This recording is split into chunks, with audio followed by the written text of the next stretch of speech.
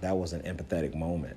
He was trying to, I believe, show that God's grace covers a multitude of sins, and that if any and everyone is willing to accept who they are before God, then there can be unity.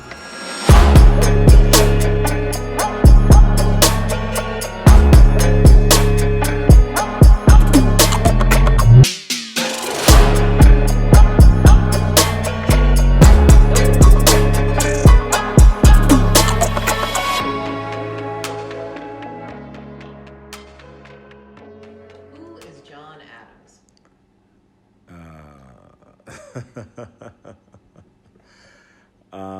Who isn't John Adams? Like, that's what I feel like I should answer that question with.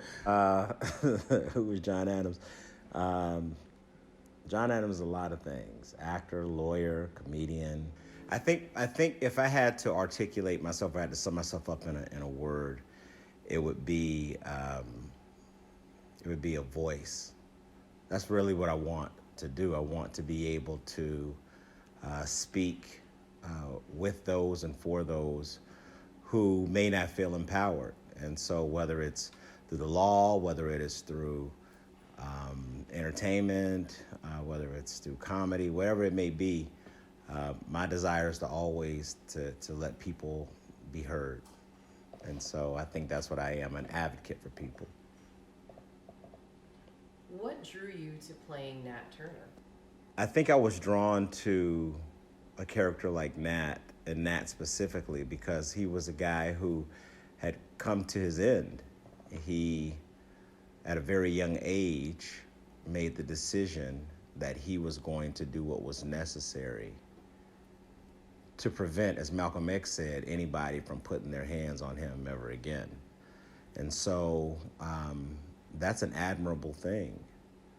It's an admirable trait to know that there is someone who was willing to, in his generation, be the one who was going to step out with a clear understanding of what would happen if he was ever captured. And that to me is valiant, and it's a reason why I chose this play and to be able to honor Nat. With Nat Turner's story having been told so many times before, what made this piece important to you? What made playing Nat in this instance important to me was the fact that we know so little about him. I mean, there are a ton of things that we know about Nat, but we don't really know anything definitively about him. We don't know what he looked like. We don't know, there are some authors who think that Nat, both his parents were black. Some think that he was a product of slavery and his mother being forced upon. So there are a lot of things that we don't know about him.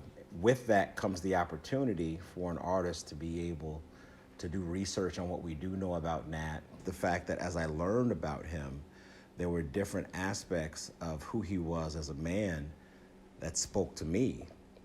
And I wanted to ensure that if I was given the opportunity to represent him, then I would speak to that part of him that speaks to me. As an actor, as a black man in these racially charged times, did you face any challenges in reliving Nat Turner's life and demise on stage?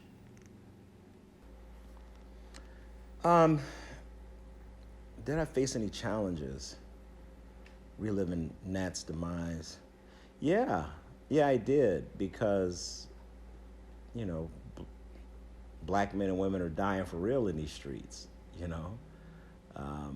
I've obviously never been a slave, but I think that there's a unifying thread between what Nat experienced and what I believe that black people are decrying these days. The George Floyd situation that, we're on the anniversary of. Breonna Taylor, how she was killed, Botham Jean, like all of those cases, when you think about that, and then you think about your own life, like, I've had cops pull me over before. I've had cops put guns in my face. And so when you relive thinking that those things, they can be painful, and sometimes it can be hard to let yourself go there. But it's necessary to be able to really draw that parallel between to give a glimpse of what Nat experienced, and reliving the death of a man whose desire was to free black people from slavery in the middle of slavery, and for him to know that the people who instituted it were caught. I won't say that in his mind it failed, because I really don't know what Nat felt as he was, being hung. But it didn't turn out the way he wanted it. I believe Nat saw himself victorious. I believe he saw himself arriving to his militaristic destination, and then in being able to enforce these changes. And when it didn't happen, it's a crossroads moment. And so, yeah, I felt challenges in dealing with all of that. I felt challenges with having to deal with that as I personalized it for myself, like where those things, intersect with my life. So it was challenging, but it was a challenge that I embraced, and I'm glad that I did it. We discovered the humanity of one another by storytelling. What pieces of humanity did you want to shine a light on by using your art to tell Nat Turner's story? So the pieces of humanity that I wanted to reflect by telling that story really hinged on a specific theme in my head, and it's a legal word. It's called subrogation, and that's just means to put yourself in the other person's position.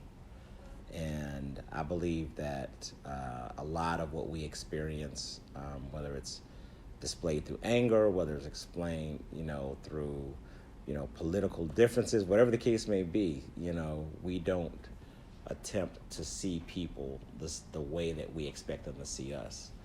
And we're never going to be able to bridge a gap. We're never going to be able to have solidarity or peace until we have the opportunity and the ability to make sure that, look, I think that you are dead wrong, right? I really do. But I'm going to give my college try. I'm going to try my damnedest to understand, why would you say that?